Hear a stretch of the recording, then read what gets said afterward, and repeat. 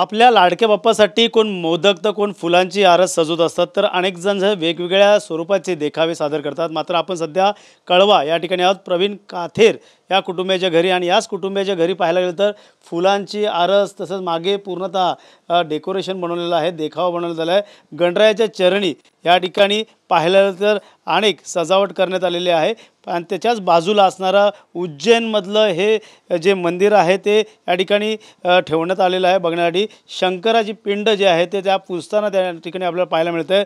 नक्कीच ज्या पद्धतीने उज्जैन या ठिकाणी पूजा अर्चा केली जाते त्या पद्धतीचं पूर्णतः स्वरूप या ठिकाणी देण्यात आलेलं आहे। त्यामुळे नक्कीच एक आकर्षणाचा केंद्रबिंदू या कळव्यातील या ठिकाणी पाहायला मिळतं आहे। पाहायला गेलं तर या संदर्भातला सर्व देखावा जो या प्रवीण काथेर कुटुंबियाने कशाप्रकारे सजवलेला आहे, आणि त्याचसोबत या ठिकाणी सर्व काही ज्या गोष्टी मांडण्यात आलेल्या आहेत, या सर्व गोष्टी कशाप्रकारे मांडण्यात आल्या। एक नंदी आहे, पुढं शंकराची पिंड आहे, अनेक जे ब्राह्मण वर्जी जे आहेत ते या तिकडचे साधू संत हे पूजा अर्चा करताना दिसत आहे। त्यामुळे शंकराच्या बाजूला त्याचं ठिकाणी बाजूला गणरायाची देखील मूर्ती आहे। त्यामुळे नक्कीच या ठिकाणी मोठ्या प्रमाणात ह्या देखाव्यासाठी अनेक लोक जे आहेत ते या ठिकाणी पाहायला येतात। मात्र आपण प्रवीण काथेर यांच्याशी थेट चर्चा करणार आहोत।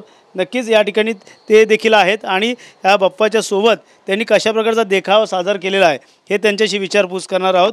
तर कशा प्रकारचा यंदा देखील देखावा तुम्ही सादर करण्यात आलेला आहे, त्यामुळे नक्कीच एक प्रकारे या ठिकाणी गणरायाची पूजा, त्यासोबत शंकराची पूजा, त्यासोबत पिंडीची आणि महादेवची पूजा सर्व एकत्र आपल्याला पाहायला मिळतात। किती दिवस लागले या ठिकाणी लहान पोरांपासून थोरांपासून तुम्ही हा देखावा सादर करण्यात? आम्हाला म्हणजे बरेच दिवस मी या गोष्टीचा विचार करत होतो। ॲक्च्युली मी दरवर्षी काहीतरी म्हणजे हे गणरायाचं दुसरं आगमन आहे। तर ह्या आगमनाच्या वेळेस मागच्या वेळेस आम्ही वारकरीचं आपलं जे दिंडीचं देखावा सादर केला होता। सर्वात महत्त्वाचं म्हणजे आपल्याकडे शाडूचीच मूर्ती म्हणजे शाडू मातेचीच मूर्ती आपल्याकडे गणरायाची केली जाते आणि आपण नैसर्गिक जे देता येईल तेवढं देण्याचा प्रयत्न करतो। त्यामध्ये ह्यावेळेस आम्ही विचार केला होता माझ्या मिसेसने आणि मी की बाबा आपण ह्यावेळेस उज्जैनचं म्हणजे महाकालेश्वरचं भस्मारतीचं देखावा सादर करण्याचा प्रयत्न करूया। तर तो छोटासा आम्ही प्रयत्न केलेला आहे, जास्त काही नाही आहे याच्यामध्ये। भोलेबाबा महाकालेश्वर पुढे आहेत, इथे उज्जैनचं म्हणजे महाकालेश्वरची पिंड आहे ती पिंड आणि ते भस्म वगैरे पुजारी हे करत आहेत। थोडंसं हे प्रयत्न केलेला आहे, जास्त काही नाही आम्ही, पण ते म्हणजे लोकांचं एक आकर्षण झालं आहे आणि सर्वांना आवडलं पण आहे। ते नंदीची देखील सेवा केली जाते या ठिकाणी, पिंडीची, त्या शंकराची, त्याच्यासोबत त्याचा मुलगा गणरायाची देखील, गणरायाची सुद्धा आणि गणरायाचं आपलं हे दुसरं वर्ष आहे आता ह्यावेळेस। तर असा प्रयत्न केलेला आहे, जास्त काही नाही। नक्कीच काय संदेश देणार अनेक जे मंडळं असतील, घरगुती गणपती असतात त्या ठिकाणी काही ना काही बसवत असतात, मात्र एक प्रकारचा संदेश देण्याचं काम तुम्ही एक समाजामध्ये करत असतात, त्यामुळे येणाऱ्या पिढीला अशी संस्कृती पुढे लाभते।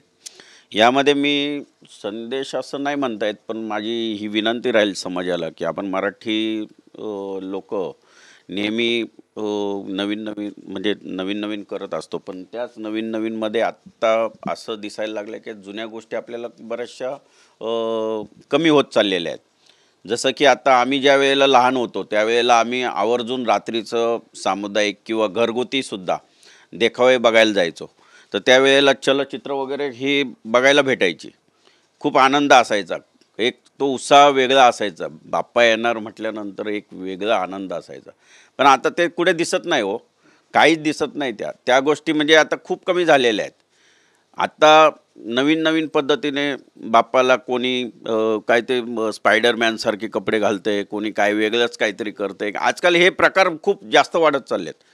मला त्याच्याबद्दल मला नाही बोलायचं आहे, माझा तो विषयच नाही आहे, पण मला फक्त एवढंच सांगायचं आहे की जे जुनं होतं तेही मुलांना दिसून द्या, दाखवा, त्यांना कुठेतरी त्या गोष्टी आवर्जून लक्षात आणून द्या, तर ही आपली संस्कृती पुढे चालू राहील। नाही तर एक दिवस असं येणार आहे की आपल्याला हे पुढे काहीच मुलांना माहिती नसणार आहे।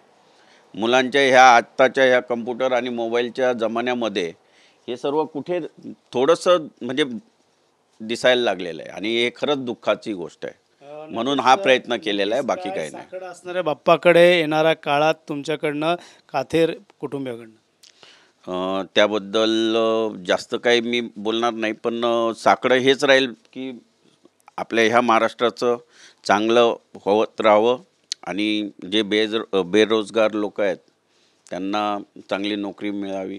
माझी मुलगी आत्ता स्वतः आहे, शिक्षण घेते, 12वीला आहे. तिचे म्हणजे देशासाठी काहीतरी गोष्टी करण्याचे अपेक्षा आहेत. ती 2 शब्द बोलेल, ती सांगेल. नक्कीच हा जो डेकोरेशन जो पूर्णतः या ठिकाणी शंकर आणि त्याचा पुत्र गणपती गणराय याचं सर्व या ठिकाणी आजूबाजूला असणारे हा देखावा एक सर्वांचं लक्ष वेधत आहे. या ठिकाणी पुजारी जे आहे ते पिंडीला भस्मासुरानुसार ज्या पद्धतीने करताना दिसत आहे त्या पूर्ण पूजा करताना पुन्हा पुजारी दिसून येत आहेत. मात्र हे जे दिवस या ठिकाणी लागलेत बनवण्यासाठी त्यासाठी हे लहानग्या लोकांचा मोठा सहभाग आहे. कशा प्रकारची तुम्ही मेहनत केली, काय काय वस्तू सजवायला वडिलांबरोबर तर तुझी ताई देखील होती या ठिकाणी?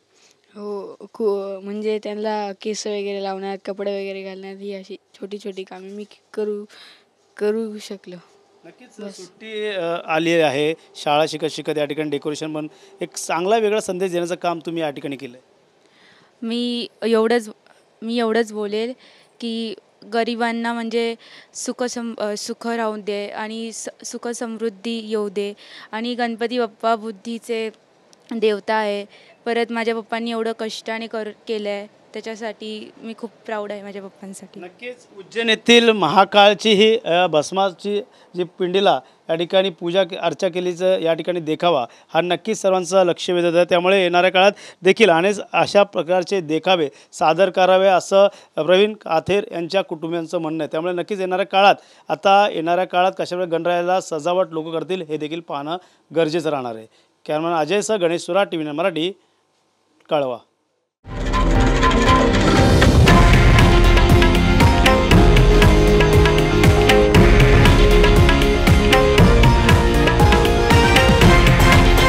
हे आहे देशातील नंबर 1 न्यूज नेटवर्क आणि आपण पाहत आहात TV9 मराठी, एकमेव.